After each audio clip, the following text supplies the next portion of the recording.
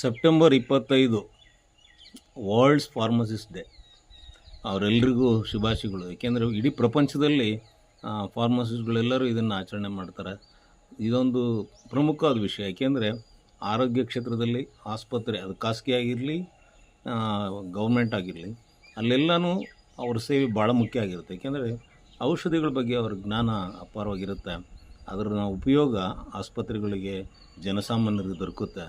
ಅದರಿಂದ ಈ ದಿನದ ದಿನಾಚರಣೆಯನ್ನು ಅವರೆಲ್ಲರಿಗೂ ಶುಭ ಕೋರೋಣ ಅಂಥೇಳಿ ಈ ವಿಡಿಯೋ ಮಾಡ್ತಾಯಿದ್ದೀನಿ.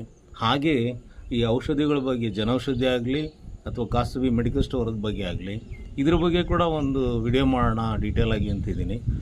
ಮುಂದಿನ ಸಂಚಿಕೆಯಲ್ಲಿ ಅದನ್ನು ಕೂಡ ವಿಡಿಯೋ ಮಾಡಿ ನಿಮಗೆಲ್ಲ ತಲುಪಿಸೋ ಪ್ರಯತ್ನ ಮಾಡ್ತೀನಿ. ಏಕೆಂದರೆ ಜನೌಷಧಿ ಬಗ್ಗೆ ಬೇರೆ ಥರ ಕಲ್ಪನೆ ಇದೆ. ಅದು ಏನು ಅನ್ನೋದನ್ನ ಮುಂದಿನ ವಿಡಿಯೋದಲ್ಲಿ ತಿಳಿಸ್ತೀನಿ.